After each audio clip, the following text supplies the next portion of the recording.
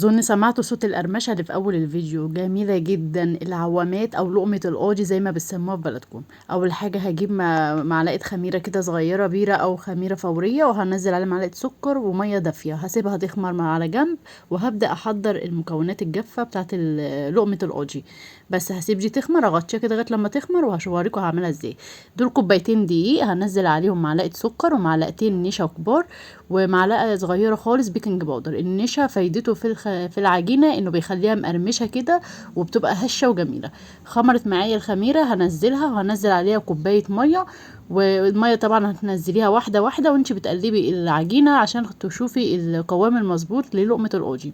كده بقى انا هنزل كمان ربع كوبايه، وهبدا برضو اقلب فيها زي ما انتم شايفين. تقليب العجينه بتاعت العوامات بتبقى تقليبتها ليها تقليبه معينه زي ما انت شايفه كده، بمعنى اصح بربها.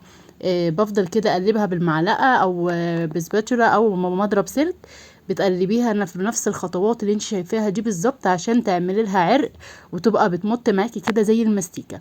بس هبدأ انزل بقى معلقتين زيت كده صغيرين، وهقلبهم كده اخليها كده ايه العجينة تبقى ناعمة معايا. كل ما بقلب في العجينة بتبقى معايا ناعمة وقوامها ممتاز للقمة القاضي. بس دي كده القوام المظبوط، تحسي كده اللي هي عاملة زي المستيكة كده بتمط معاكي.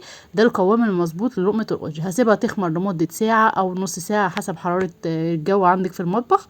ودي كده بعد التخمير بصوا النتيجة بتاعتها جميلة جدا.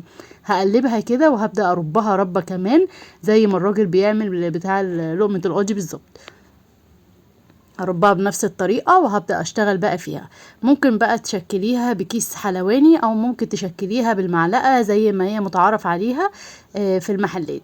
بس هجيب الزيت هسخنه، وهبدأ انزل كده بالكيس، هقطعه حتة صغيرة، وهبدأ كده بالمقص.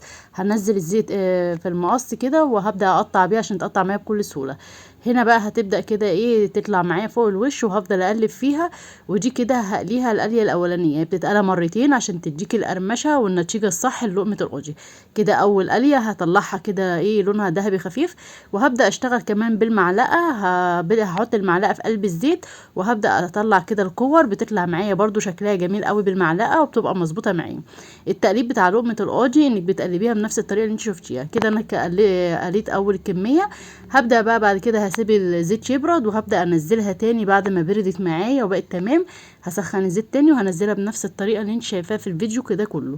هقلبها بقى وهديها بقى اللون الذهبي الغامق اللي هو اللون داخل كده على البني، زي ما بتشوفيها في المحلات بالظبط. هقلبها واكون مجهزه معايا شربات على جنب. الشربات مكونته كوبايتين سكر، كوبايه ونص ميه، عصير نص ليمونه. هغليه على النار وهسيبه يتقل وهيبرد معايا، وهبدا كده اكون بجهز لقمه القاضي وهنزله فيه بنفس الطريقه. ده اللون اللي انا عايزاه في لقمه القاضي زي ما بتجيبيه من بره بالظبط. بس هقلبه كده بقى في الشربات، واول ما هقلبه تقلبتين كده هطلعه على طبق، وهصفيه من الشربات كويس جدا واطلعه على طبق. بجد طعمه تحفة جدا. القرمشة فيه بقى رهيبة، وطعمه تحس ان انت كده بتاكليه من بره، مش عاملاه على ايدك في البيت.